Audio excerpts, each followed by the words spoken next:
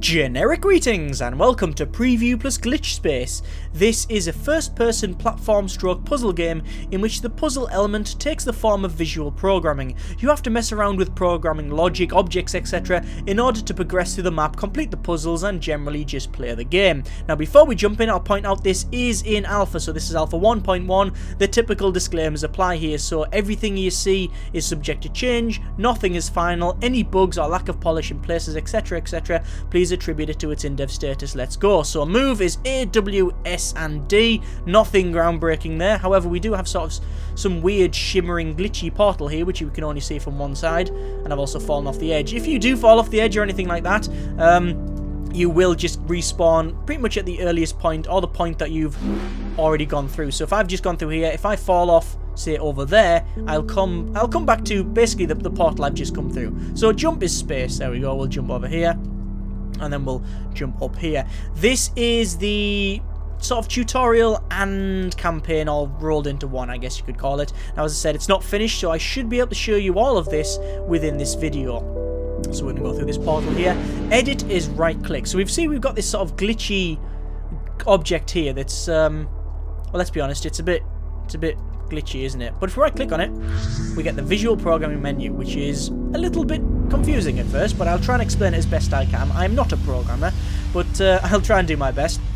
We can see we've got different objects within this menu here. We can actually scroll out, there we go, but it's easy to scroll in, so we can actually read it. So, scale object, that controls the scale of the object, this object here.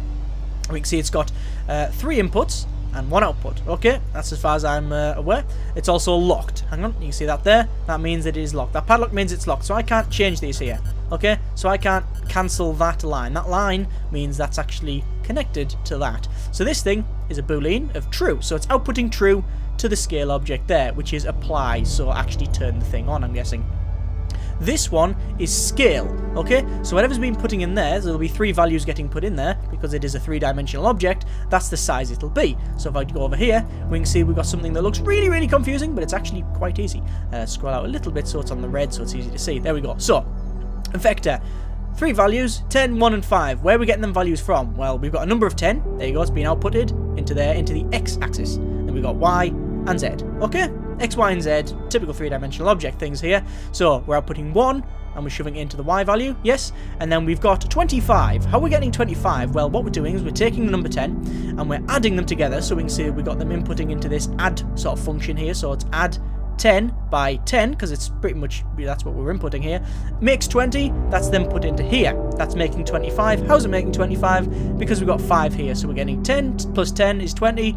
20 plus 5 is 25. Bosh, put that into Z, then output it over to here. There you go. So what does that mean? Well, that currently actually means nothing because we haven't really assigned it to that. I love that, by the way.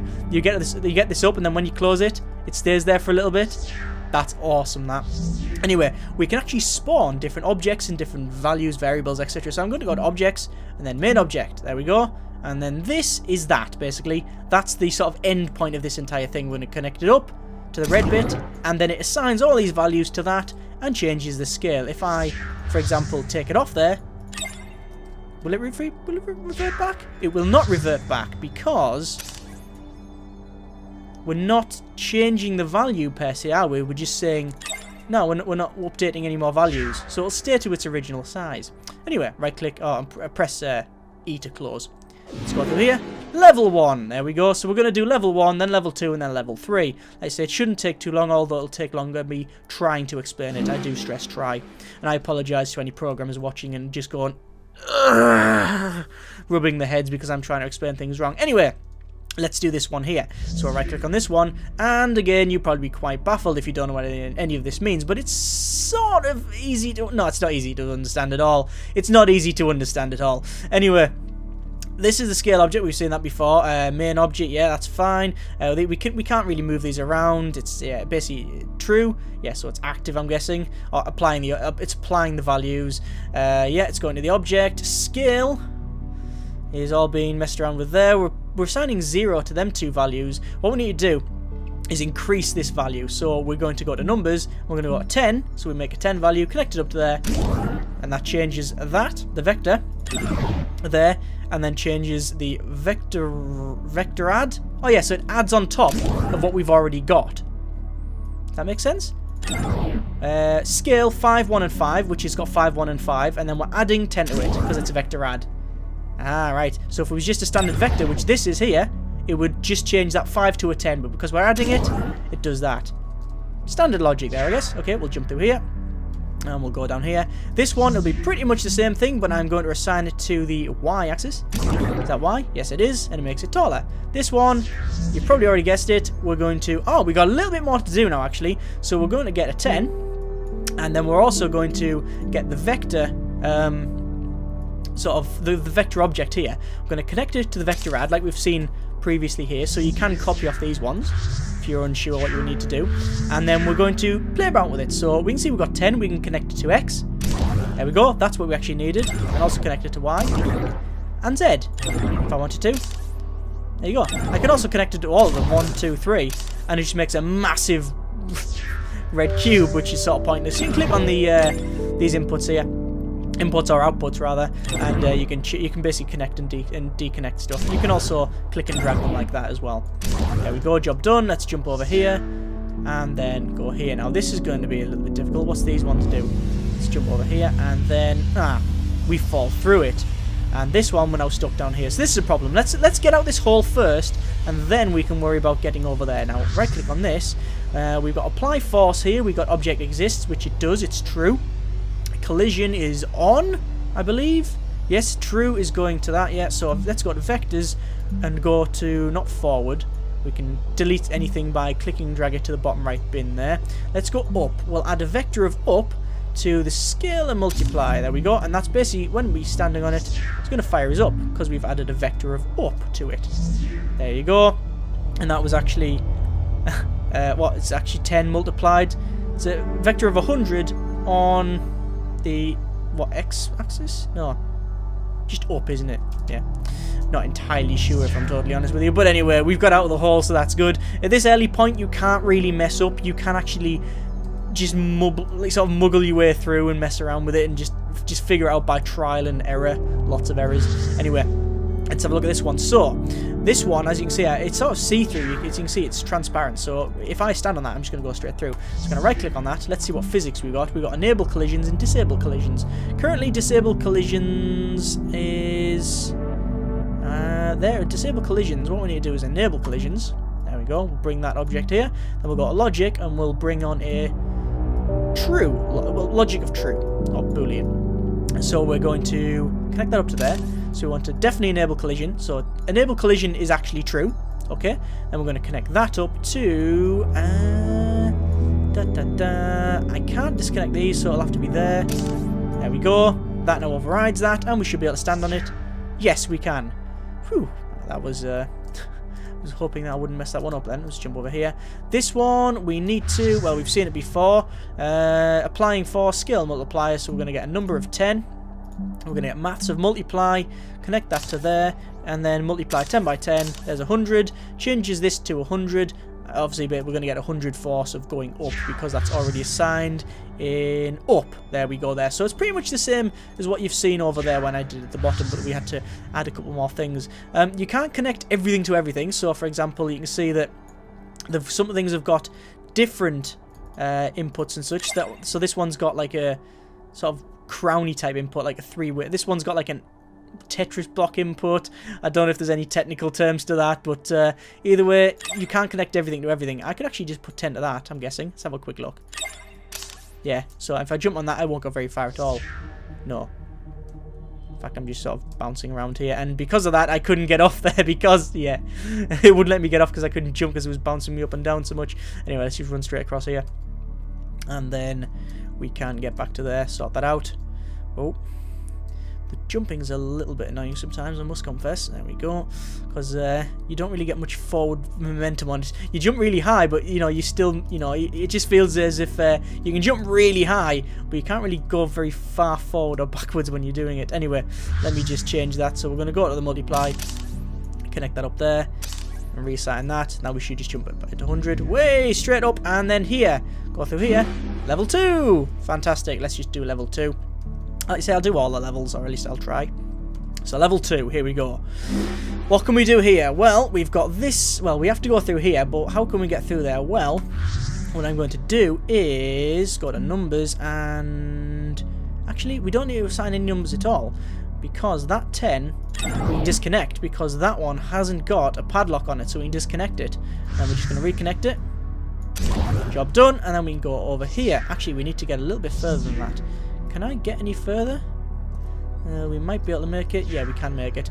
This one is going to be similar. However, we've got some more things we can do. We've got maths, and we can do a negative. So what we're going to do, we're going to add 10 to that. So we're going to put minus 10. So basically, we're going to minus 10 off, and we can assign it to either the X or the Y or Z vector. So that's that one, and that's that one. Don't need on that one. What we need to do is actually make it bigger on that value. We need to make it bigger on the X value by 10 should do it. We can either assign another 10 like that, or if you want to be clever, you should be able to do that. There you go. Straight thing. There we go. Straight across. Okay. Now, this one's going to be a bit more difficult. How am I going to get over there? Let's right click on that. Now we've got numbers, maths, and vectors. So let's pull up a vector of forward, because we want to land on that and get catapulted forward over to there. Because I'm hoping that that's on the level. Well, I know it's on the level, so we'll connect that up. This was one about not everything can connect to everything. So, for example, I can't connect that to there. That just doesn't work. So we'll connect that there. And we're going to use numbers of 20. And we'll times it by 20. If we have the maths multiply, which we do. So we'll bring the maths down here. And then we'll assign... Oh, we don't actually need 2 of them, do we? Keep forgetting that. You can just go 20 and 20. There we go. That's 400. 400 forward. This is going to break my spine. Here we go. Way straight through the portal, and it looks like we're actually back where we were, but no, because level 3 is over there. Because of these portals, the whole logic of the world can be just broken entirely, which is good. Jump through here. This is going to be slightly different. So how do we get across there? Well, I can't jump through there because, I mean, look, we'll just go there. There you go. It's obviously too far. So what I'll do is right click on it. What objects have we got here? We have, oh, there's a wave, so the wave's counting between 0 and 1, and it's waving, you know, back and forward. So what we're going to do is multiply that by, that's basically putting the value of, well, between 0 and 1 into the multiply. Obviously, we're currently getting 0 in A, so it's going to be applying whatever this number is by 0, so you're going to get 0 out. That's obvious. If we assign a 5 to it, it will change this. So that's then changing, you can see the multiply is changing, that's changing the scale, and then translate object actually changing the entire thing, and it's translating it by the right axis. So once it goes out, I will run across. Oh god, oh god, oh god, oh god, oh god, oh god, oh god. Yeah, we made it. Ooh, okay. How can we get across here? What's this one? What can we do with this one? Vectors up. Yeah. Connect that there, so that will now move up and down. Ah, see, it's moving up and down because of the wave. Pretty similar back there, but this, because it's going up. If I would delete that, I'll get rid of that. I can put, say, forward. It should go that way and that way, which is not going to work because, as you can see, I'll end up crashing through that wall there and falling off. So we'll get rid of that. Right? Would you go right? I wonder why you would go over there. Anyway, let's go up, assign that to that. There we go. I love that. I love that when it stays there. That's very nice. That's a very, very nice touch. Anyway, totally unnecessary, but, you know, it's still a nice touch. Right, so how we're going to get over this one? We'll just jump down here. There we go. This one. Right, we got some maths. We got add, which is good. And we got some numbers. So what can we do? We can disconnect that 5. Oh, and that brings that back here. What if I jump on it? Like so. And then assign and add to it. Add 5. Oh, actually, yeah, we're going forward. Are we going forward now? Yes, we're going forward. We're sort of altering it here. And then we can add another 5. Go a little bit further forward. To be honest with you, we can totally get rid of the 5 and just go on numbers 10. Assign 10. And then assign another 10 to make 20. And then we're at the other end. Fantastic. And through here. Okay. This looks a little bit more confusing. So we've got these platforms coming out. Can I jump on this one? I can. It is solid. Yeah. These ones, however, are not solid. If I jump on them, yeah, you're going to know what's going to happen. I'm going to fall through. We've already experienced these see-through ones before from the previous level too. So we know we're going to fall through them. If I right-click on this red one here, we can see we have, let me just, it's easier if I go on the red one there so you can see it. There we go. With these being blue and this background here being a sort of, well, it is a, well, it's, is it grey-blue sort of colour? It's actually a little bit hard to see. But, you know, I guess we'll put up with it for now. Let's go to logic, and we've got true or false. That's all we can input. That's all we can use here. So, let's have a quick look. We've got collision of the platform. Collision platform, you can see that. And we've got disable collisions, which is currently true. If I put false, can I do that? How am I going to do this?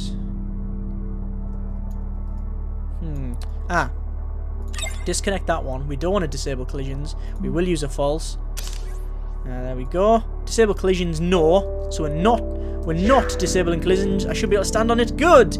My logic was sound. Now this one here, we're going to have to build it basically. So let's look at our physics. Enable collisions. We'll bring collisions out as well. We'll also got logic. And false. So we're going to... oh no. Enable collisions, true. There we go. On the collision object. And main object. Now that should work. Jump on here. Yes, and then go through. Wow, I totally didn't think that would work.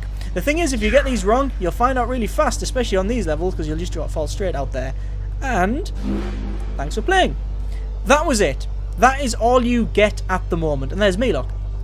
Ooh, because I'm in Glitchspace, so oh, my head turns as well, look.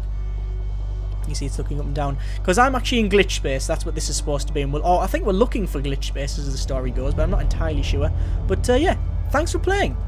That is the single player, basically. Oh, sorry, no, rather, it is the story mode. The story mode is going to be expanded to about 2 or 3 hours as far as I'm aware. Also got a sandbox mode here, which is I think where people will currently get their time stroke money's worth. Now if I go up to this thing for example, this is just an example, I'm not going to do it. If I right click on that, there's all the properties currently there, and look at all the things you can do. Transformations, rotate, scale the object, we've got time and wave and things like that we've saw, numbers, got logics, physics is, so you can apply force, enable collisions, etc. So I could probably just disable its collision and walk straight through it, but I don't know what's on the other side. But yeah, you can see we got logic of, well, I can just say false. Hang on. What if I just do for something like, I don't know, something very, very simple, like true. Bring a true out there. Got the physics of disable collision. Disable collision we want to set to true. Assign that to the object. Hang on. There we go. So that now goes see-through because we can't actually walk into it, so I should be able to fall straight through it. But at least we can see over there. But you get the idea. You get the idea of what you can do in this sandbox mode. Let me just jump up here and jump around. I would give this game a tentative recommendation. There's a couple of warnings, I guess you could call them.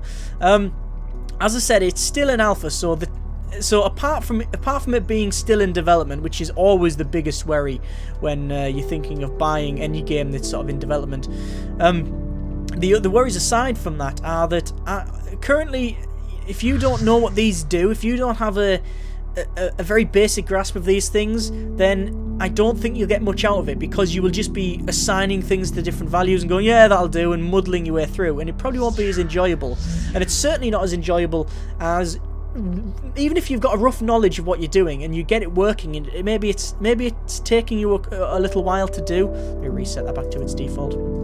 But yeah, maybe you're messing around with it and you can't get it to work, and eventually you finally get it working. There's a sense of accomplishment there, whether it be false or not, that you've actually accomplished a sort of a task for it, and I really do like that about it. However, if you don't know what you're doing and you just muddle around, you just that's all. All that's completely lost. You don't really have that sense of satisfaction because you haven't really figured anything out yourself. And although you could really say, well, you know, that's because the player doesn't know what they're doing, but the game doesn't really explain exactly what these things are. So what I'd like to see, hopefully, would be a bigger explanations of what these are. And as I said, it is still an alpha, so that might all be coming. We don't know. But either way, things like, you know, just even if it was just, you know, mouse over in the first couple of levels, mouse over, this is main object, this is what it does, in, you know, basically in layman's terms, I think that would help players along. As it stands, it's bloody interesting. It's actually quite good fun. But like I say, it's just, not very long in terms of the campaign. And this bit here, this is the good grief, I'm just sort of wandering around here. This is the sandbox, which you can get all sorts of things to play with. As it stands, would I recommend it? I'd say give it a go if you like this sort of thing. I don't think I wouldn't say it's a must buy at this point, because it's probably quite niche with it being with it having this sort of programming theme in it, and also there's not a lot of game at the moment. But either way, check it out. Links are in the description. I think it's extremely interesting, and I think that you should at least, you know, have a look at it. But yeah. There you go. Links in the description for, as I said, for the game's website, store page, greenlight page, etc. How the hell did I get down here? Did I just go through that? Is that a portal? Nope, that just bounces me over here. That's pretty good. Oh, that's pretty good as well. Oh, I like that. So we come up here. Right, what's up here? Oh, I also want to know where this takes me now. Hang on. Damn it. No, I just fell off! I guess if you want to know where that goes, you'll have to buy the game or something then, huh? Yeah, links in the description. Check it out yourself. Thank you very much for watching. Take care. And generic partings. I've fallen off again. Bye.